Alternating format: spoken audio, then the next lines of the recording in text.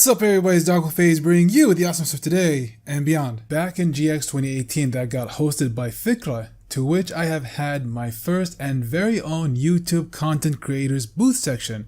A fan of my channel came up to me and asked me to take a look at his PlayStation 1. He described to me that his console still works when powering it on, however, it was what happened to him in the heat of the moment that made him think that his console was a goner. He described to me that his Sony Playstation has started to smoke. No, not that kind of smoking, you fool.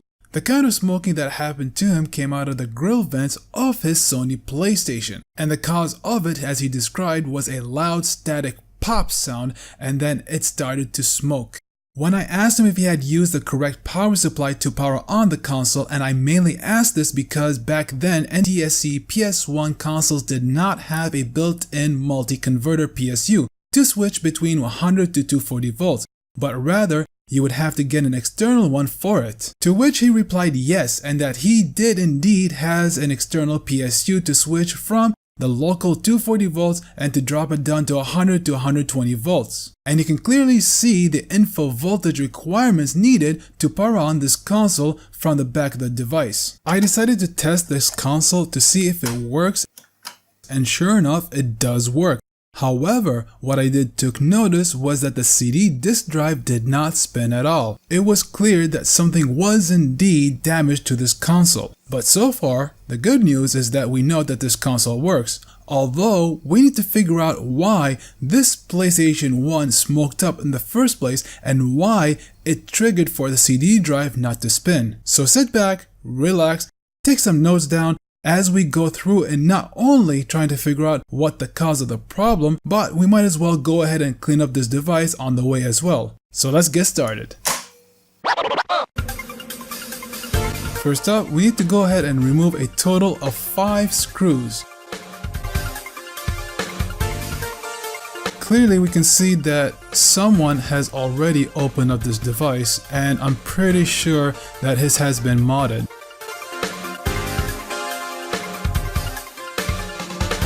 I'm going to go ahead and speed up the process for this, but just remove those 5 screws.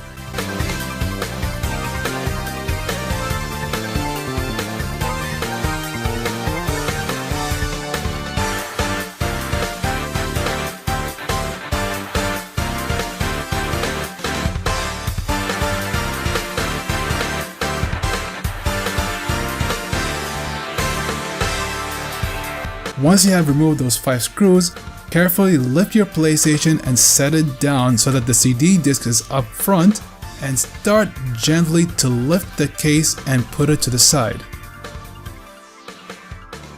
Once you have set the front cover case to the side, right there we are exposed to the guts of the Sony PlayStation 1. From here I can clearly see the culprit, and it is in the power supply location. Let us zoom in and take a closer look.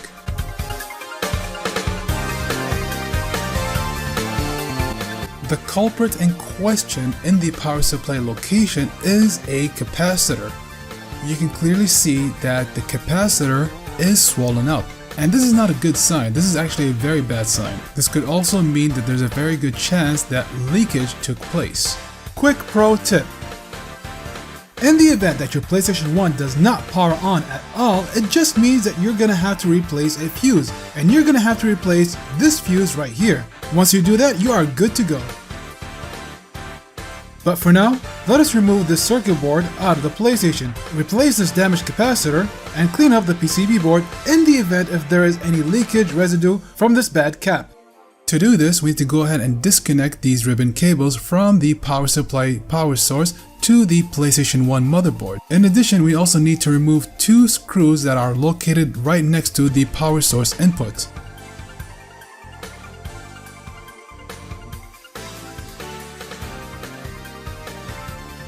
That's it, you have the PCB power supply board out. And if we were to flip it, we can clearly see that indeed leakage has taken place. Zooming in, you can go ahead and see those leaks right there, and that is coming from the capacitor.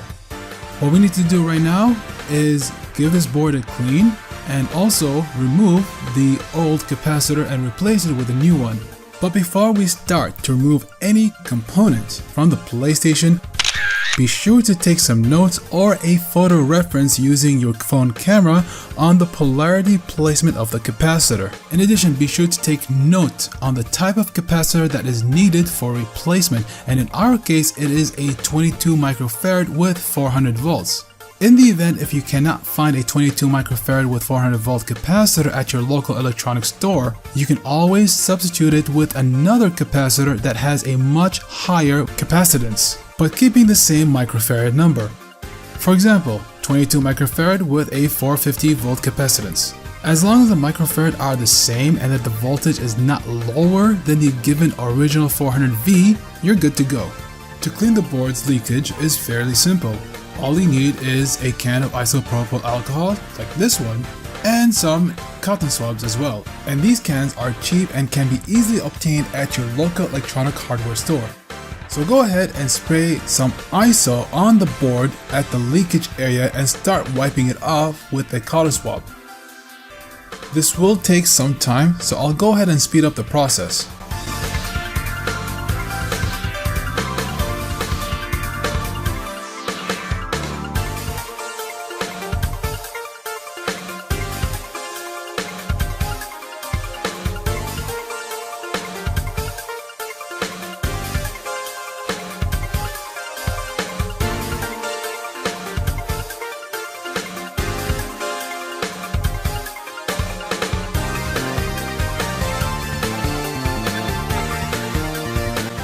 That's it, our board is nicely cleaned and shiny. There's no substance of leakage residue, so now we're gonna go ahead and start desoldering the old capacitor and replace it with a new one. In addition, I'll go ahead and do a small reflow on few cold solder joints that I have spotted in the middle of the PCB board cleaning process.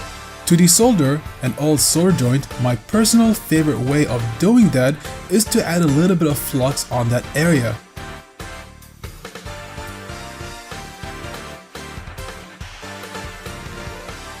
From there, I would go ahead and add a fresh new solder on top of the old solder joint, just so they can merge together with ease.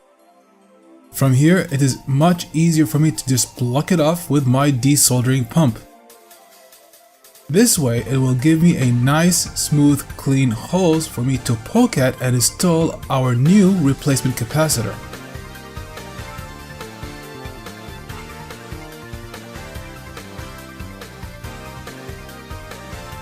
We have successfully removed our old capacitor. It is time to install our new replacement and to make sure that we install it to the correct polarity.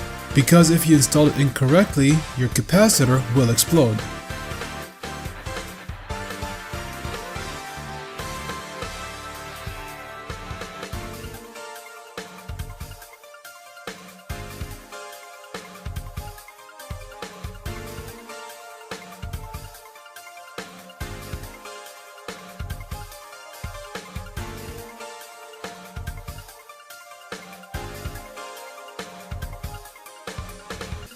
Once that is installed, as I mentioned earlier, I'm going to tackle a few cold solder joints that I have spotted earlier during the cleaning process and to give them a small reflow. These are the guys I have spotted a while ago in the middle of the cleaning process. I'll go ahead and reflow them just really quickly. In addition, I'll go ahead and reflow these other cold solder joints as well.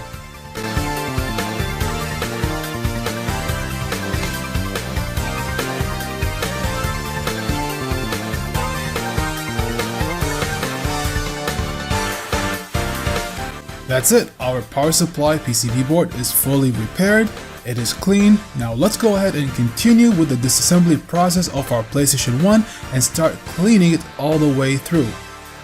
To disassemble the PlayStation, what you need to do from here is to remove a set of screws that holds the RF shield together on top of the PCB board.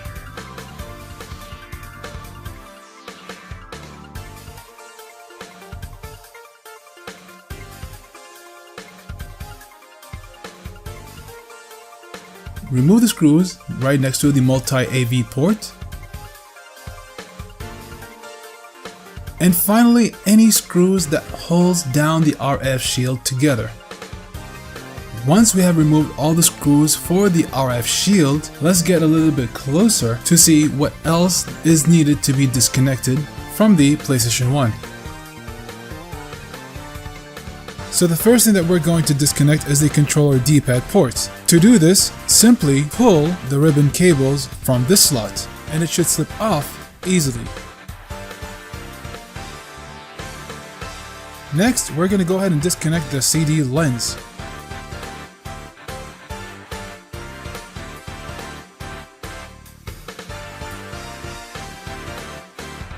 Disconnecting this can be a bit tricky, but it is not. If you take a closer look, what you need to do is pull the small tabs using a small screwdriver. It should pop off on both sides. Once you have those out, the ribbon cables should slip out very easily.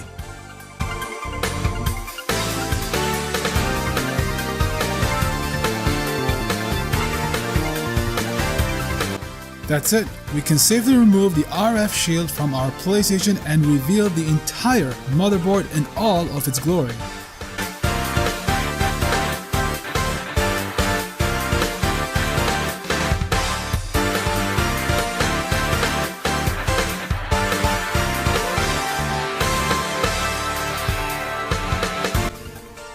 And sure enough, I was right, this PlayStation was indeed serviced previously by another repair guy of somewhat, because right there we can see the installation of a mod chip on this board. And in my opinion, while this mod does work, the installation is not the best. It could have been better, but since it works, I won't bother touching it at all, but just focus on the cleaning process of the board. Cleaning the board is easy. And I'm going to start by removing any dust particles by using a compressed can of air. Once again, these cans are available at your local electronic hardware store.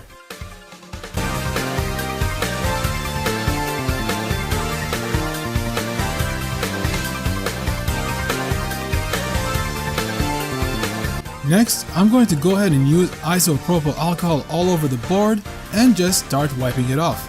This process will take some time, so I'm going to go ahead and skip this process to speed up the tutorial of this video and just show you the end result. This board is now officially cleaned. The only thing that's left is the bottom RF shield and cleaning the final plastic case housing of the PlayStation.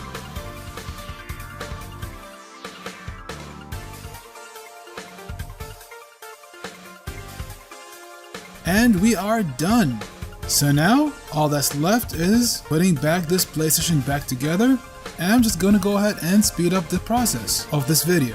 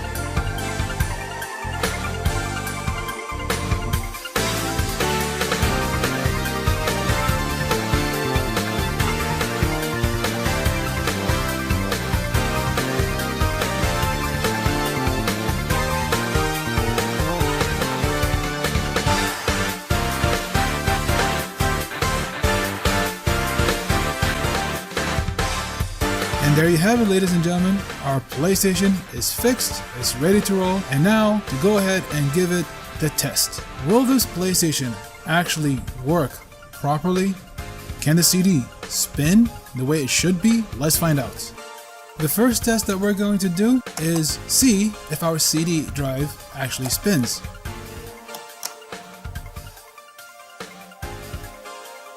And sure enough, it does spin.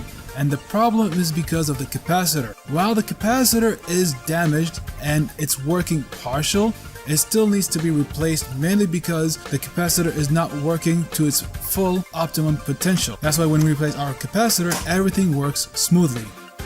And now I can finally enjoy playing all of my favorite timeless PlayStation 1 games, knowing fully that my console works the way it should be. Round 1, fight!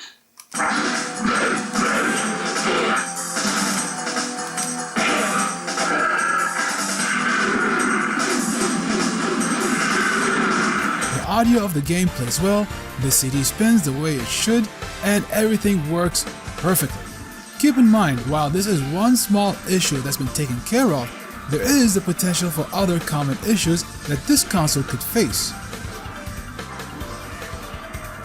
And if I do come across one, I will be talking about it in a future video, as this is part of the PlayStation 1 repair series. I hope you have enjoyed watching this video and that you have learned something from it, as putting this video together took a lot of time in planning and production. If you like this video, all I ask is for your support by supporting my channel, hitting the like button and the notification bell button to receive an instant update on when I release my next video.